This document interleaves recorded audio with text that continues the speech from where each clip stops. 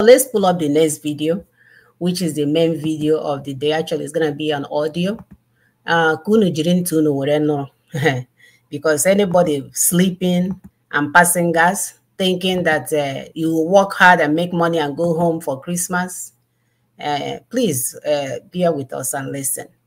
What I had. With their local agent, they call it the caliphate. And they've been evading the owners all the way to this moment in 2024. They've never allowed the owners of the sovereignties near the place of discussion for what will be union, or how the union will be structured, or how the union will be governed. It had always been imposition after imposition, even when they pretend to call a constituent assembly, the type Emeka Anyokwu is calling for now, that will go and sit in Abuja. Whereas there are 3 steps, anything that is short of these 3 steps, dictated by what you see in that preamble, dictated by what you see in that 14.2a that says sovereignty belongs to the peoples of Nigeria, from whom government, through this constitution, derives all its powers and authorities. So even the framers of that, the authors of that constitution, admitted that sovereignty belongs to the constituent peoples of Nigeria, who will then agree among themselves to unionize and to define the formations and structure and all kinds of details. It is when they've done that that you will now go and write down, because you see, you identify them first. Yoruba, do you want to be in union with Fulani and Ijo? Igbo, do you want to be in union with the Chief and Beram?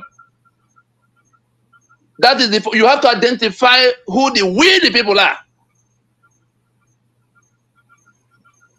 Because there are people with PhD all over the place. Some of them lawyers, some of them senior advocates, some of them professor.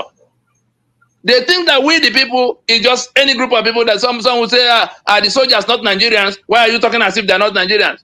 Are we talking about any group of drunkards you meet in any biapalo? We're talking about people who are mandated by constituent powers. Yoruba will sit down in Yoruba land. It could be Ibadan, it could be Abeokuta. They will sit down, select those who will have to, they will decide at home to be in union with the rest of Nigeria. That's the first decision. They will then make out their charter. What is the minimum condition they will want to see to belong to that union? It will be reduced into writing, because it will become the federating constitution for them. They will then say, Lagbaja and co, 10 of you, 5 of you. You see, this is the draft. This is our own charter by which we could be control of our own. But other people will be coming with their own charter, because we want to discuss union. When you get there, we must retain control of our security in whatever you're going to be negotiating.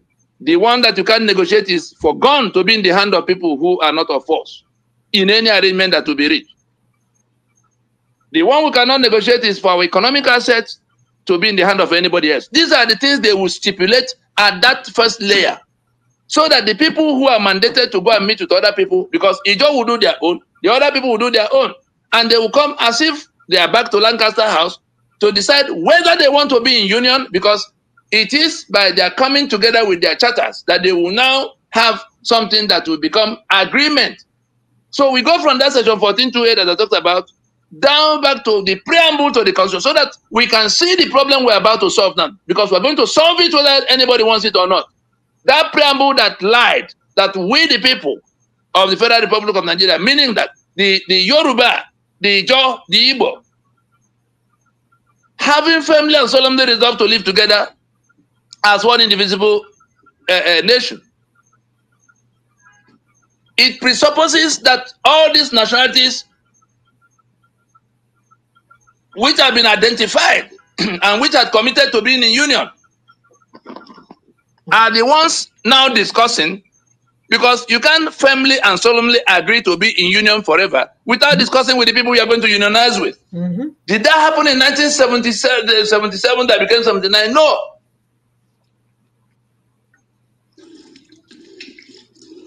They selected their friends from all over the place to come to do some jamboree in Abuja, wherever they met. I think it was Lagos at the time, and Awolowo stayed away because he was informed that they have already drafted the constitution they wanted. And so it is only when you identify the owners and they come with the mandate of that is the power that the National Assembly does not have. That is what is called the constituent powers. The power to commit your land, your sovereignty, your people into a union, because then you will detect what you are going to keep, which that union will not have to manage for you, like European Union. Did Germany give up its sovereignty? No. They're still a Germany. No. Responsible for the electricity of its people, responsible for the security of its people, responsible for the infrastructure of its people. They're still a France. Responsible for the railways of its people. There's a Portugal. There's a Belgium. But there's a European Union. They came with their constitutions together, retained all of what they wanted to retain, and said, look, instead of all of us printing our various currencies, the other people have dollar across the water there. Their currencies will be stronger than our own if we are now printing all this type of small units of. Let us have a currency that behind which will stand our economies, together. Meaning that currency will command some weight, some respect on the global stage. That's how the euro came. And so they decided in our defense, they agreed to be in NATO, let all of us organize our military, but we do it in such a way that we can act together. And so it became part of what has now become NATO. They have what we call a military alliance. They have economic alliance. They agreed on the movement of their people. What are the documentations that people from France will need to be able to operate in Germany and elsewhere? All those little things.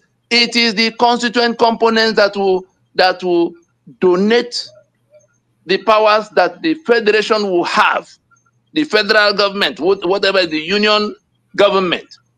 It is what they agree to mandate the union office to do for all of them, that union office will do. That is what a federation is. That was what we agreed to be. That was what made us one political union at the point in 1960 when the British were departing.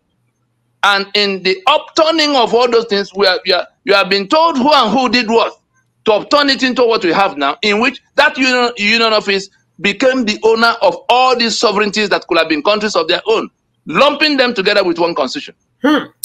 And it is that one constitution in which they claimed that we, the people, solemnly resolved to live forever together, and therefore made and gave unto ourselves the following constitution. 3 heavy lies, 3 very heavy lies, because there was never any invitation to the peoples of Nigeria as the peoples of the owners of sovereignty. The Constituent Assembly they called did not represent that at all, because it was just who they knew, who they wanted to call. Those people did not have the constituent powers that should have been given to them by their own people from home to say, here's the map of the place, here's our constitution, to be country of our own. But if we have to be in union with others, these are the things you have to go and negotiate. If it's less than that, we go back and be country of our own. Absolutely. That's what happens in such a meeting to unionize. If Lancaster House meetings did not succeed, those 3 regions will have gone their way. They were already governing themselves before they went to Lancaster. Their constitutions were already operating before they went to that meeting in Lancaster House. So at what point did we lose our sovereignty? Because it is an incident of your sovereignty to be the owner of your land, to be the owner of your economic assets, to have the power to defend yourself with gun in that space, to have the power to generate your own electricity, to have the power to conduct your elections. If there's a federal government or federal parliament, it is who you elect that you send. You process by yourself. Otherwise, your enemies will be the ones deciding who will represent you and who will govern you, like INEC has done, like the centralized electoral machinery of Nigeria's unitary constitution has done to us. So people can sit in one corner of Karo Namoda or one corner of Katsina and decide who will be governor in your place, who will be in your House of Assembly. Because if INEC chairman comes with exercise book, they will begin to write in all the people. That's why you see all the people from your part when elections is coming close, they will go and get turban in the place. They have to go and show themselves to be approved. Even those who want to be governor. Because if you don't go and make your way straight, INEC will substitute you at the last minute. INEC will create a problem for you. INEC already has instruction on who can be governor in any place, on who can be senator in any place, all the way down to your House of Assembly. And they are now inching towards local government. They are now inching towards local government, the one they call local government autonomy. And people with education are not able to sit down and reason. Why would the federal government be the one to conduct the election in your community? Unbelievable. When 5% of local government grants monthly allocation is the salary of the traditional rulers. So Abuja will now be responsible for who becomes your council chairman and who becomes your councillor. Your land is gone because is it not those traditional rulers that manage the community lands? So if the only money that comes to them is the 5% of local, don't you see where their loyalty will be? Where their money comes from, because governor is no longer involved.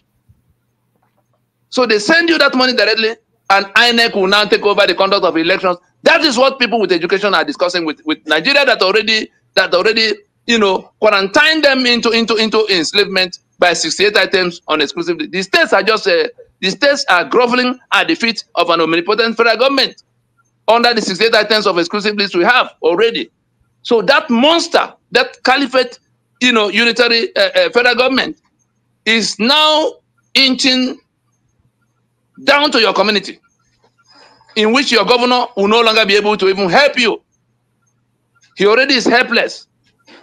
But at least when local government elections will happen, nobody from afar is involved on how local government let us put all this madness aside, go back to where the starting point is to identify the lands that will be federated into Nigeria.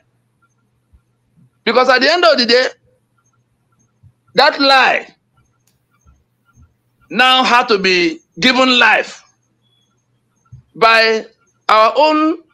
They say we are the ones who committed our lands into the Union of Nigeria forever to be governed in this manner, dictated in this constitution. Every single provision of that constitution, including the one that gave out spare keys to the treasury, to the heads of executive branch, federal and state, including the one that gave them absolute immunity. You can see the kind of figures we are seeing all over the place.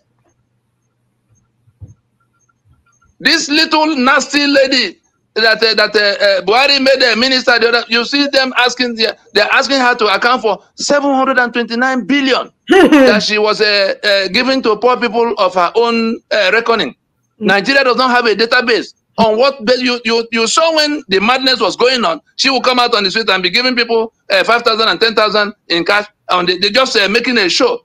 Today we are discussing 729 billion that passed through her hands to the poor people she made the list of. Because if Nigeria had Nigeria had a database, you could say, okay, these are the people we identified. These are the sums we paid to them. 729 billion, and that is just one minister. Whose money was that? Is there any fraction of that money, even 1%, that was brought by Katsina, the Buhari that was mandating her? None. Look at the one they're talking about, billions of dollars that are found in account of where they were selling crude oil illicitly. And so we are saying that everything we needed to do, of course, as God will have it, the story of what became that constitution in 1979 revealed everything else that we needed to know to get free. Where in decree number 24, Absalom Abaka told the story of how he formed a committee headed by some Nikitobi that went round and came back to him to say most people wanted a return to 1979 constitution. Who did they ask? Other than their boyfriends and girlfriends. If Yoruba people were asked, they will not go back to 1979 because. All right, so we're going to stop this video here. I will post this link if you want to listen to the Clubhouse. They meet every Tuesday. We're going to post the time here as well. Yes, please. We are not even if they want, because they meet every Tuesday, 7 p.m. Nigerian time. It's a town hall meeting. It must be there. You must be there. Download Clubhouse on your phone. Be there, because Brother Tony is always there teaching you what you need to know. Like we said when we started, you are a stakeholder.